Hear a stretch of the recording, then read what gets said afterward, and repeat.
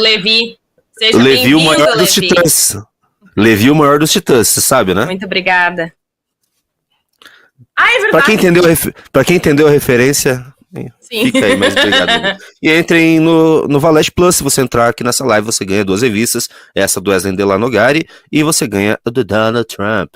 Eu só vou pedir licença aqui pro nosso querido Pedro Deirô, porque não é uma discordância, mas eu vou fazer um apontamento. Pode discordar, se precisar, não tem problema. Que é o seguinte, tudo que você falou sobre essa questão do Bolsonaro e o desgaste dele é com a própria base, mas não é do campo bolsonarista.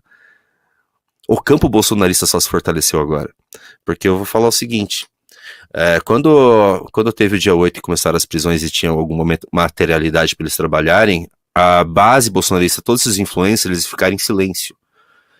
Porque eles não queriam entrar num jogo que eles iam perder no momento. Porque realmente, naquele momento, estava muito nítido, né, a questão do golpe de Estado. Hoje, o que aconteceu com essa denúncia fraca? Mesmo os influenciadores e deputados que trabalham contra Bolsonaro hoje debaixo dos panos, mas trabalham pelo campo bolsonarista, saíram para defender ele e com propriedade. Porque como a denúncia é fraca, você vai ganhar. Você tem a ganhar defendendo o Bolsonaro. É isso que aconteceu. O campo bolsonarista se fortaleceu como um todo. O Bolsonaro ele vinha sofrendo um desgaste da própria base. Desde o começo do ano com a lei da ficha limpa e a causa da manifestação. Acabou. Eles não vão mais precisar agora Eles até anunciaram hoje que eles iam desistir dessa questão da ficha limpa. E a manifestação Bolsonaro já ganhou. A manifestação já é pro Bolsonaro. Então, estancou todo o desgaste que o Bolsonaro está tendo com a própria base desde o começo do ano. E o bolsonarismo, como bloco político, se fortalece. E eu tô aqui ignorando as lutas internas entre Nicolas e Bolsonaro. Entende? Porque é o seguinte, agora o Bolsonaro sendo preso, as notícias que a gente tem é que ele realmente vai ser preso e o Alexandre de Moraes vai até as últimas consequências agora. E a gente vai comentar disso agora, porque agora envolveu o Trump.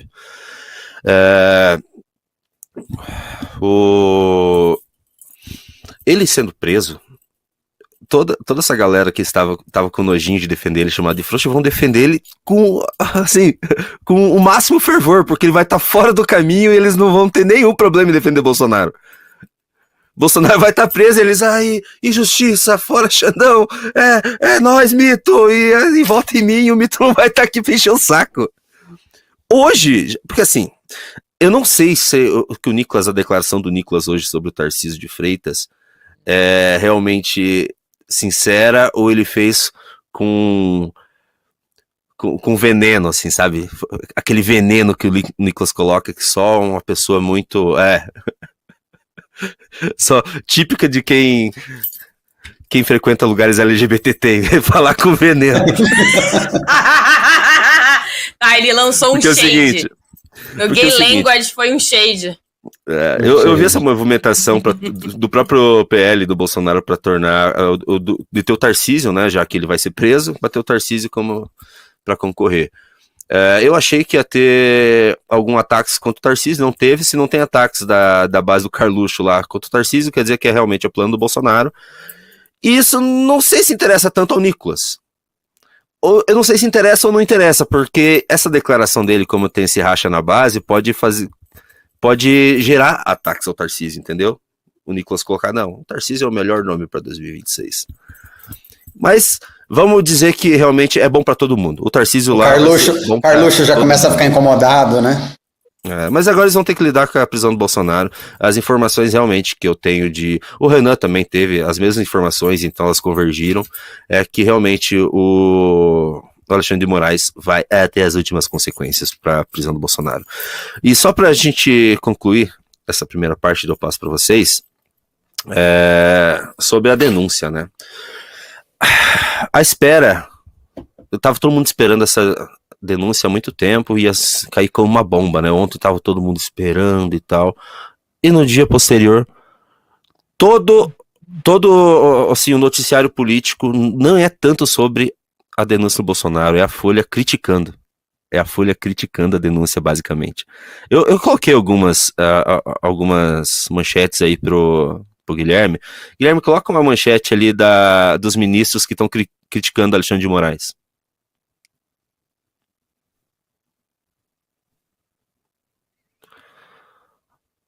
Mônica Berg, ministro do STF critica Moraes e querem julgar Bolsonaro no plenário da corte. Porque assim, virou várzea. Todo mundo quer aparecer, né? Não, o Alexandre de Moraes, ele quer tomar o controle de tudo e ele colocou pra primeira turma. Quem que tá na primeira turma do STF? É ele, quem mais? É o Zanin, é o Flávio Dino. Barroso e Carmen Lúcia. É só a nata, sabe? Pra não dar nenhuma chance. Então o outro pessoal, notícias que eu tenho, notícias de fontes quase seguras, me dizem que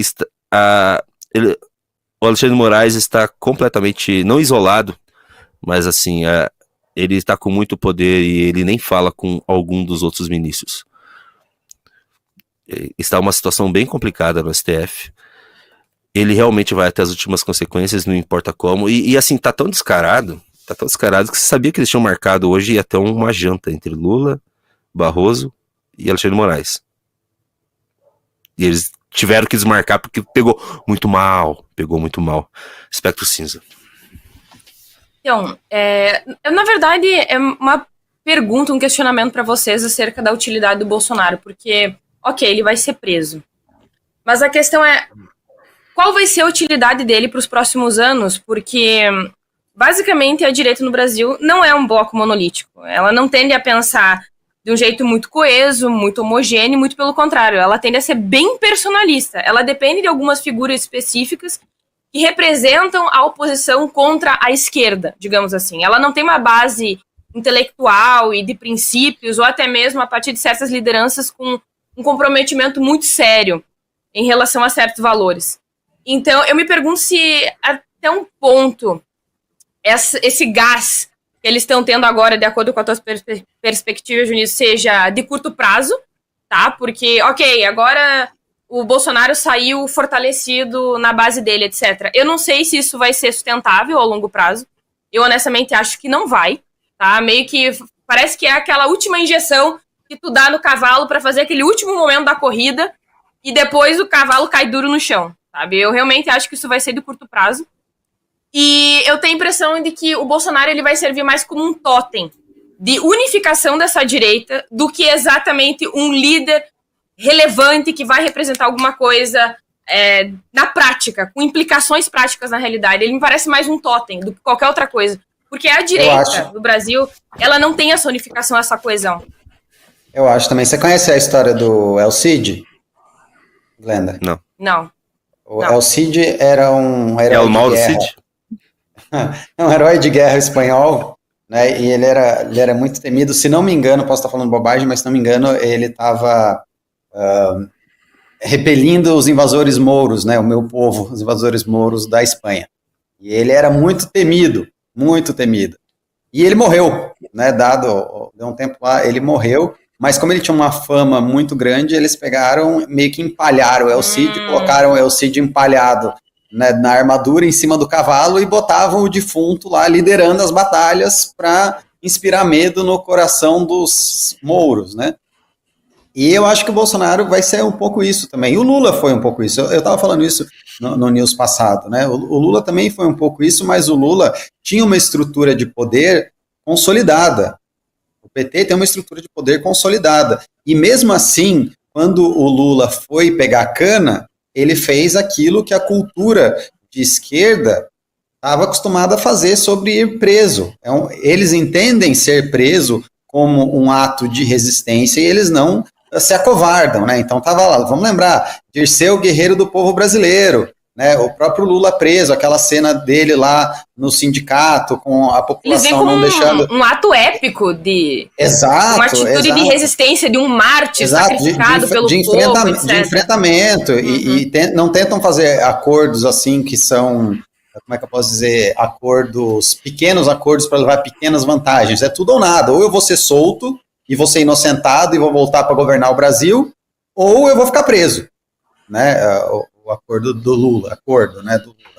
O Bolsonaro não, o Bolsonaro tem uma pequenez de alma nesse sentido, né, em termos ideológicos, vamos dizer assim. E ele tá lá o tempo inteiro, ou ele vai lá e sacrifica os aliados para levar uma vantagenzinha, ou ele vai fazer um acordinho com alguém para, né, em vez de pegar uma prisão aqui, conseguir mais uns dias aqui. Então existe essa pequenez, e aliada a essa pequenez ideológica, né, não existe um grande plano consolidado do bolsonarismo, da visão bolsonarista de poder que vai ser implementada no Brasil. Existe uma vontade, né, mas essa vontade não foi de fato teorizada por ideólogos, não existe uma grande fundação bolsonarista igual existe a Perseu Abramo, que pensa no Brasil bolsonarista, que pensa no que precisa ser implementado para a utopia bolsonarista ser o destino manifesto do Brasil. Isso não existe, né? O que existe é um grande carisma do Bolsonaro e vários líderes que se alinham a esse carisma